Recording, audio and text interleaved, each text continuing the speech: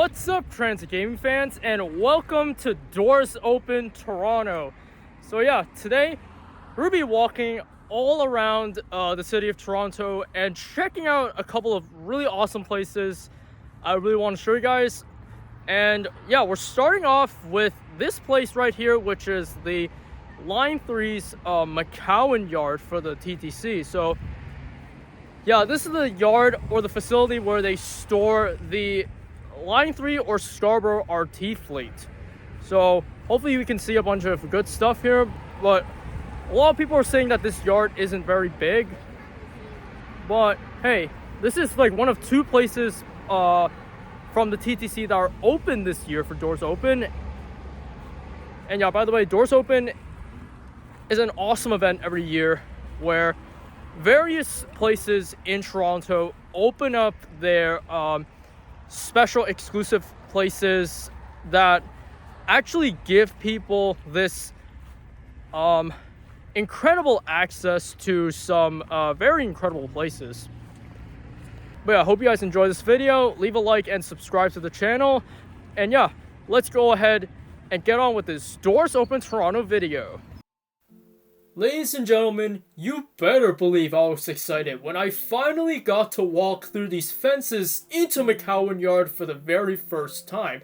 And immediately I was greeted by the sights of these TTC vendors, which handed out the usual paper models, maps, and other freebies. However, I wasn't prepared when it comes to keeping these paper models intact, and so time once again to ask for a plastic bag. There was also a TTC pop-up store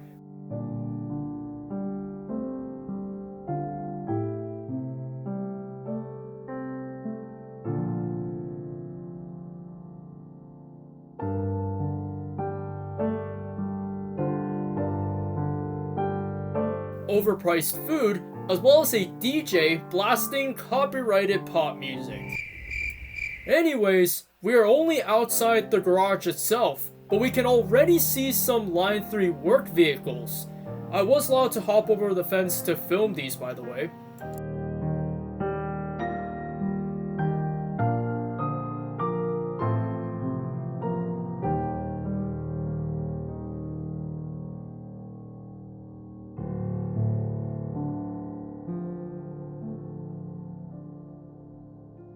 Alright, we are now finally heading inside to the garage, where the good stuff is.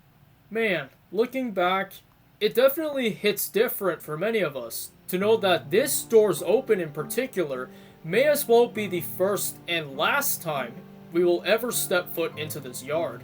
Even if that unfortunate derailment never happened, the closing of Line 3 was still very imminent at the time.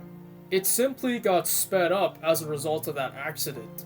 Like, it sucks, guys. Line 3 got neglected and done dirty for all this time. Now, enough of my mauling. Let's take a look at what the TTC had put on display inside the garage for us. The first things you'll notice are definitely the few UTDC ICTS Mark I train sets that are scattered throughout the yard.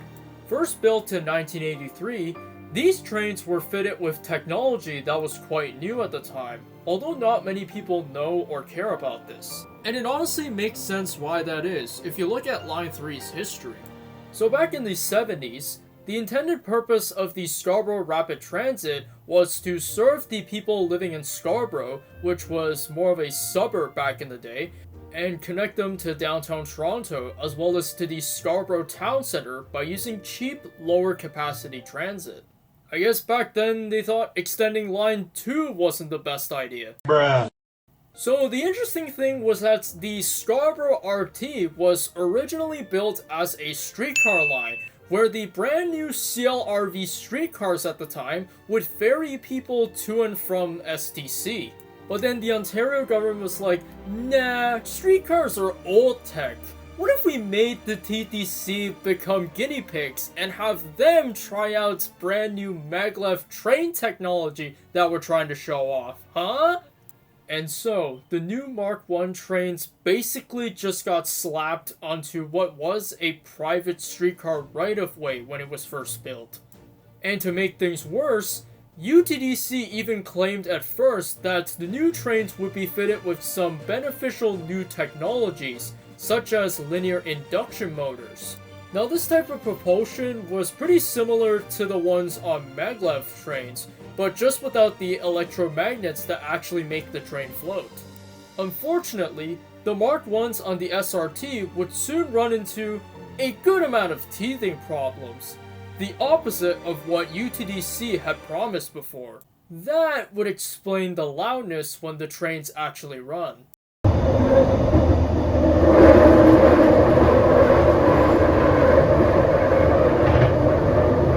So although the Scarborough RT became a testbed for new train technologies, that didn't stop the system from becoming so heavily neglected and unable to run to its full potential. The Mark 1 trains here aren't even allowed to run driverless for some reason, even though they're supposed to. You could have had as good of an ICTS as Vancouver's SkyTrain. So now you guys know the history of Line 3 and why it was politics that did it dirty. Let's continue on with the tour. And so next up, we have some cool shots from inside the Mark 1 cab. I finally got to go inside after lining up for a little bit. A staff member was kind enough to explain to me how the train worked, and he gave me the permission to record him for this video. This train is actually fully automated. It runs by itself, right? It's controlled by a computer. This is the computer of the train. Every train has a computer. This computer communicates with transit control in Hillcrest, and Hillcrest computers actually control this train. So very cool. Once the driver select run and select ATO on the line, it's run by a computer. Oh wow, okay, so... Right? So it goes into a station, doors open, the operator looks if all the people are inside, presses start, door closes, trains take off. Alright, well thank you so much for the explanation. All right.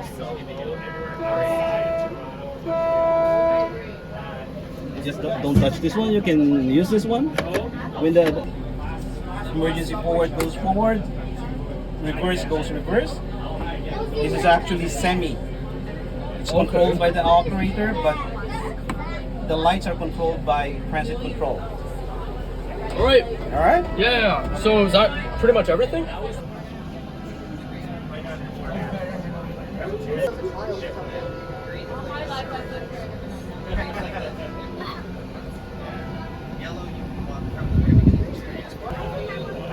Those are just full codes. Alright, that was awesome, getting to check out the driver's cab. But anyways, let's go ahead and continue on with the rest of the shop tour. Not only can you see the vehicles on display, but they also have SRT related items and parts on display to show people the inner workings of the Mark 1 trains, and I think that's pretty cool.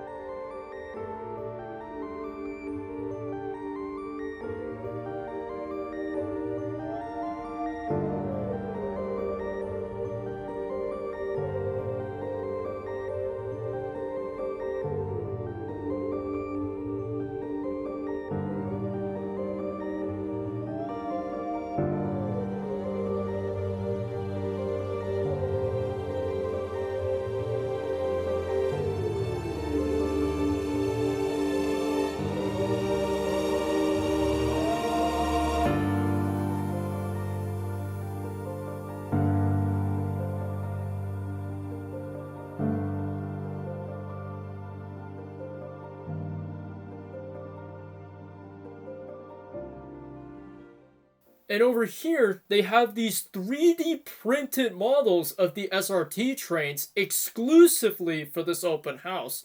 And they were giving out these red colored models, which I was able to grab. What a fantastic souvenir. And check this out! I thought you didn't have any questions.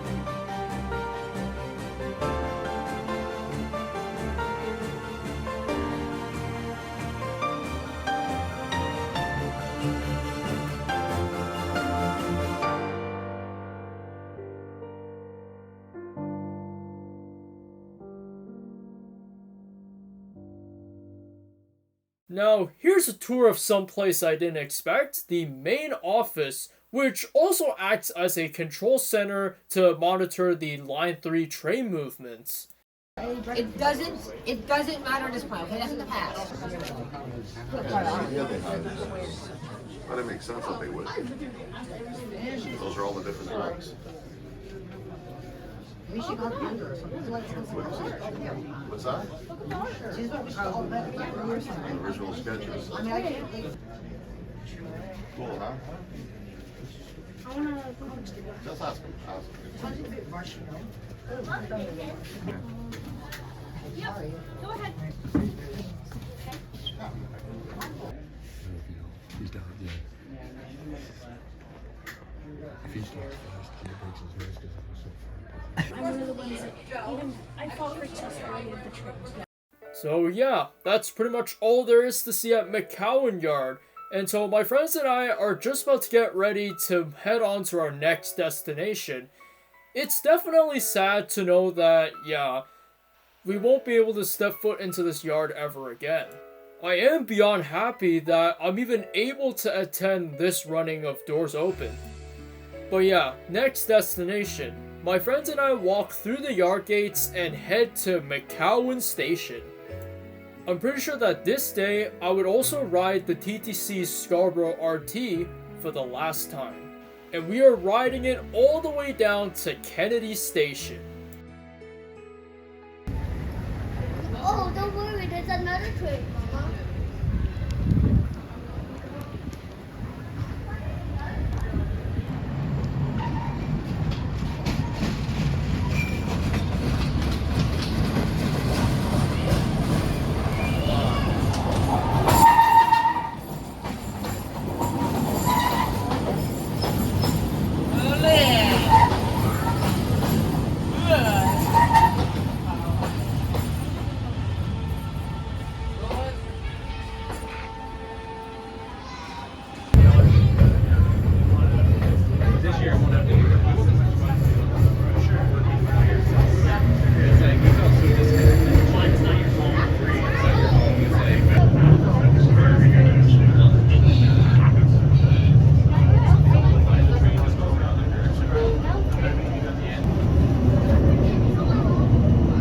Arriving at Kennedy Station. This is a terminal station. Change here for line 2. Change here for line 2.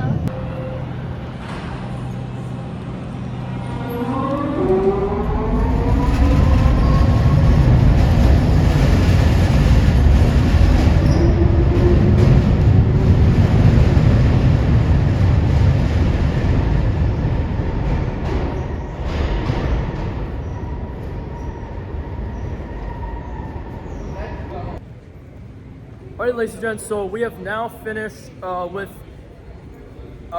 sightseeing McCowan Yard. So right now we're here at Kennedy Station, and we're about to take the Line 2 train to Coxwell Station so that we can make our way to the Danforth Yard. So Danforth Yard is our next destination. That yard will be a bit bigger than McCowan Yard, so a couple more things to see. McCowan Yard was pretty awesome. Got to see quite a bit, but yeah, let's go ahead and get on with the video.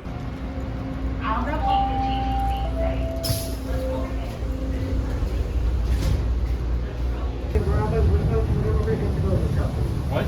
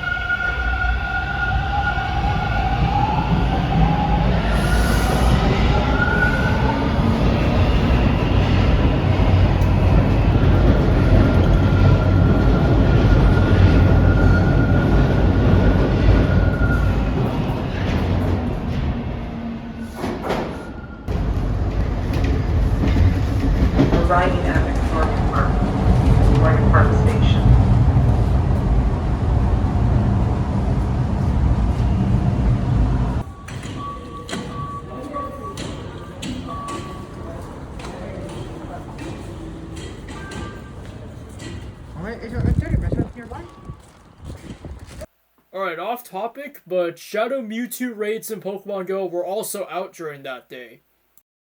Alright, here we are at our next destination, the Danforth Garage, and you can already see a row of TTC buses on display.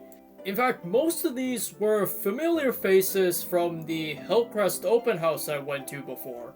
But yeah, let's one by one walk through these buses, try to get some better shots than last time. The new look is probably one of my favorite vintage bus designs. And unfortunately, they turned off the power on these buses, so no switching around the destination signs. I guess the Hillcrest open house ended up being problematic for the staff. Anyways, the TTC showed off a lineup of buses which include the GM New Look, the BYD, the Proterra, the LFS HEV, as well as 2 New Flyer Excelsiors for some reason.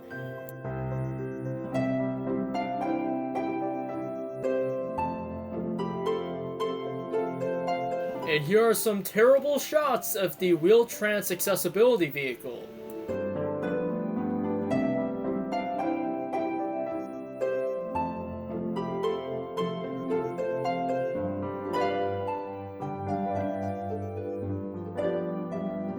There's also a few tents with the usual freebies, food, as well as face painting and balloon animals for the kids.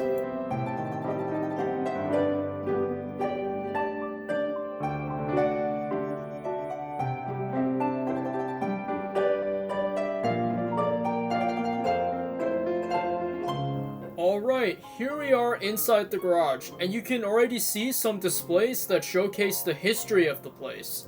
What's interesting is that the Danforth Garage is actually not in use today. Throughout its history, the Danforth Carhouse, as it was called back then, was a streetcar facility for the Toronto Civic Railways from 1915 to 1921, when the TTC took over and used the carhouse to store its own streetcars, until 1966, when the Line 2 subway opened for operation. With the end of streetcar service on Danforth, the facility was converted to now store buses, and it remained as an all-bus garage until 2002. Nowadays, the TTC still uses some of the facility for storage, as well as a subway operations office. So yeah, I'd say this was rare and exclusive access to TTC history.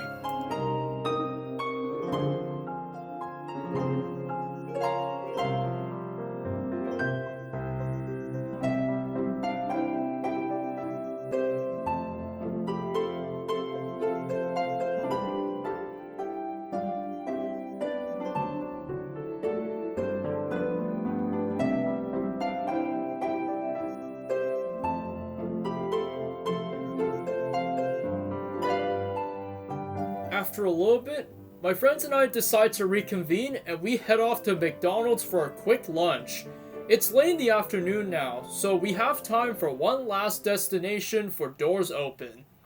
Okay, just finished lunch and did a couple of Shadow Mewtwo raids in Pokemon Go. We are back here at Coxwell Station. We're about to head into our next leg of this trip, which is going down to Toronto Billy Bishop Airport.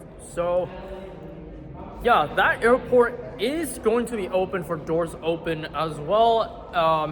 We're gonna see a bunch of airport vehicles there, maybe see some other cool stuff here, even some Porter Airlines planes taking off and landing. But yeah, this trip is not over yet. Yeah, so basically we're done with McCowan and Danforth houses. So yeah, let's go ahead and get to Billy Bishop Airport in the heart of Toronto.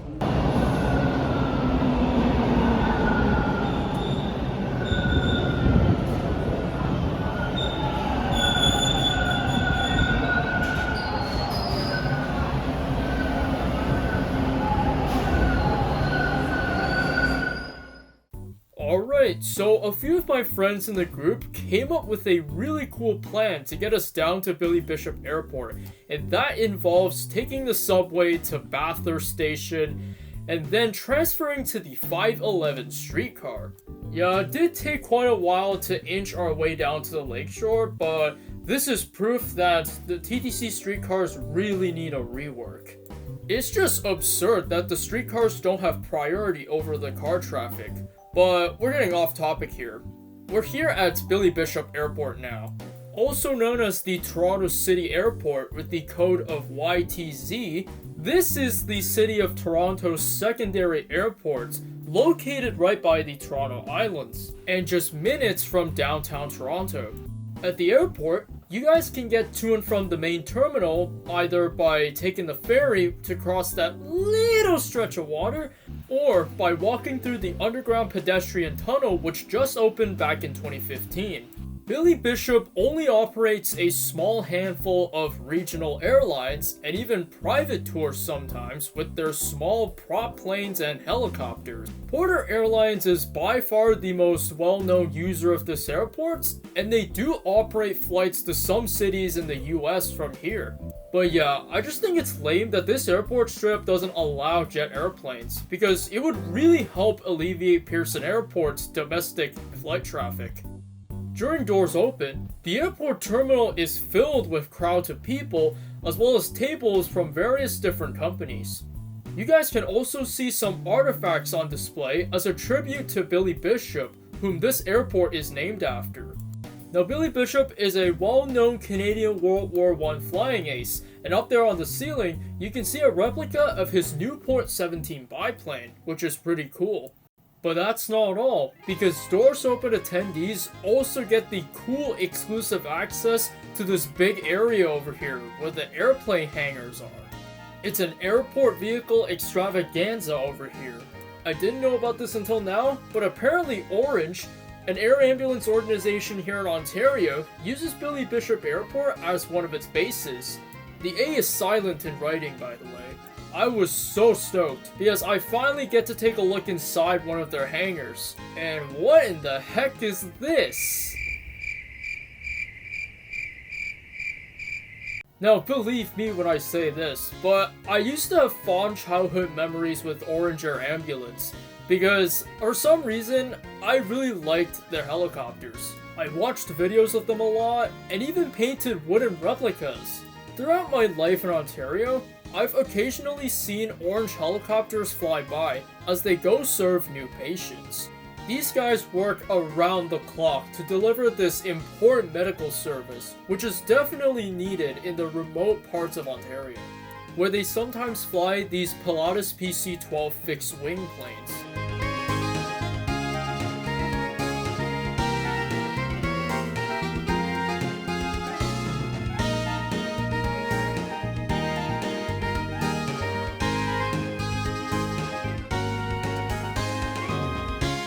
And now, let's move into Billy Bishop Airport's fire hall and maintenance facility, where the kids will definitely enjoy because of all these cool vehicles that are on display.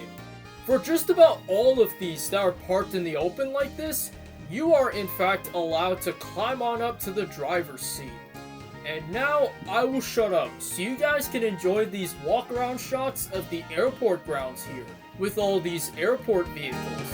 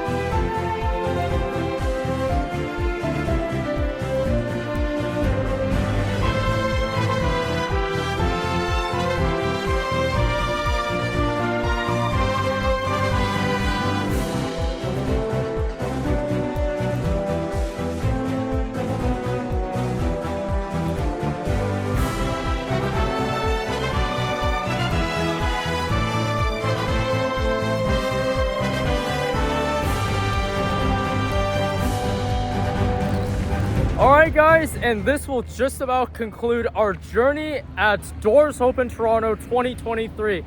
So yeah, we just finished with Billy Bishop Airport. I got a bag full of stuff. Kind of hard to manage because yeah, as you can see, the cutout models are pretty fragile. I had to ask multiple people for permission to set them down on the ground while I walk around and explore. But yeah, thankfully these people were kind enough to look after my bag of goodies. But yeah, we're just about ready to head over to Union Station for our trips home. About half of my friends have left us already, but that's totally fine. We still had an awesome day at Doors Open Toronto. Although I kind of wish we got to go to the fire station, which is nearby, because I saw some people with cutout models of Toronto fire trucks, which I really want one, but nope, we ran out of time. I hope you can hear me over all that. And we're not gonna run the red light. But yeah, this will just about do it for this video, guys. And yeah, I'll be seeing you guys on the next video.